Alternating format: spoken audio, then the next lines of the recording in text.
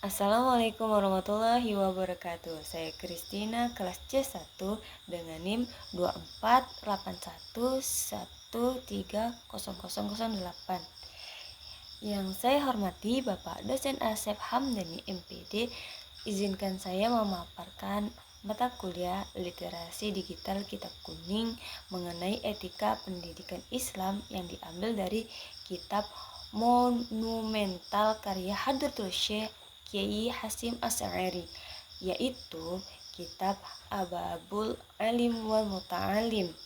Fokus pembahasan saya adalah 3 pilar adab seorang murid terhadap dirinya sendiri, yakni poin ketiga, poin keempat, dan kelima. Ada poin ketiga yaitu manajemen waktu. Bismillahirrahmanirrahim. Ats-tsalitsu ayyaktanima waqta faraihi wa nasyatihi wa fadla quwwatihi wa syababihi wa nabahata khotirihi wa qillata syaghili qabla hujumi awaridi batalati. Maknanya, hendaknya penuntut ilmu mempergunakan masa senggang, semangat, kekuatan fisik, masa muda, serta kejernihan pikiran sebelum datang masa sibuk atau rintangan yang menghalangi. Contoh konkret dalam dunia akademik, disiplin tugas, tidak menunda pengerjaan tugas maupun riset, hingga mendekati tingkat waktu SKS sistem kebut semalam. Investasi intelektual, memanfaatkan masa kuliah untuk memperbanyak bacaan dan diskusi kritis di saat tanggung jawab hidup belum seberat masa depan. Poin keempat, hidup sederhana qanaah.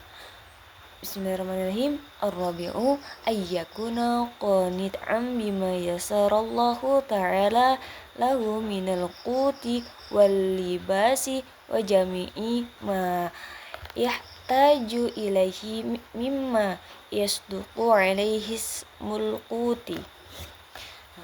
Hendaknya ia merasa cukup qanaah dengan apa yang Allah mudahkan baginya, baik itu makanan, pakaian, maupun segala kebutuhannya.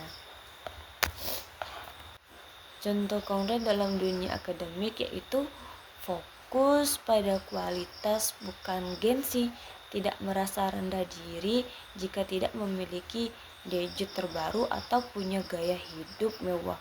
Fokus utamanya adalah kualitas riset dan pemahaman ilmu. Ketahanan mental seorang mahasiswa yang qanaah tidak akan mudah stres karena urusan finansial atau gaya hidup, sehingga energi mental sepenuhnya terserap untuk inovasi dan belajar. Fokus. Pada poin kelima, menepati tawadu atau rendah hati. Khomisu ayyulazima tawadu'a bil qawli wal fi'li li jami'il khalqi wa huwa fi ilmi wal mutahalli bi ilmi kadu. Maknanya, hendaknya ia senantiasa bersikap rendah hati atau tawadu, baik dalam ucapan maupun perbuatan kepada semua makhluk. Sikap ini sangat ditentangkan bagi seorang yang berilmu atau yang mencari ilmu. Contoh di kalangan mahasiswa saat ini yaitu terbuka pada kritik, seperti menerima masukan dari dosen atau teman sejawat dengan lapang dada sebagai sarana perbaikan diri. Yang kedua itu bisa juga filosofi wadah. Contohnya sebagaimana air hanya mengalir ke tempat yang rendah, ilmu hanya akan menetap di hati yang rendah hati. Orang yang merasa paling pintar justru ia menutup pintu masuknya ilmu-ilmu baru.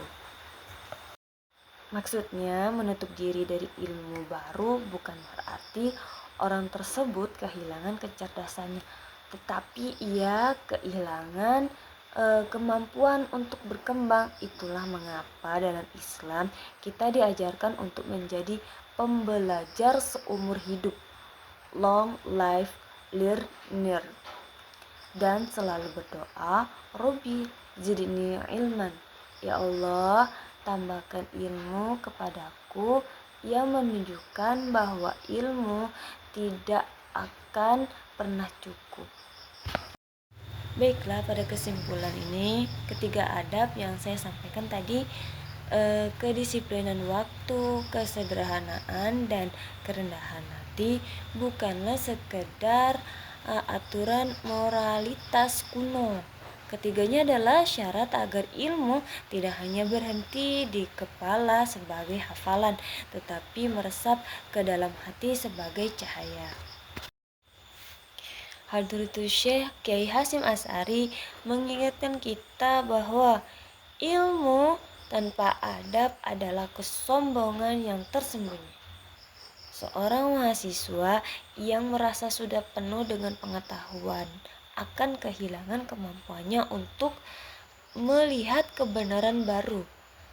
Maka marilah kita menjadi lembah yang rendah agar aliran ilmu dari Bapak dosen dan dari manapun sumbernya bisa menetap dan menghidupkan hati kita.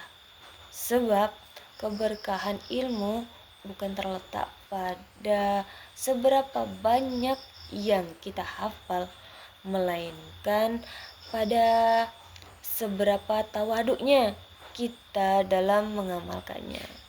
Demikian yang bisa saya sampaikan. Wabillahi taufiq wal hidayah. Wassalamualaikum warahmatullahi wabarakatuh.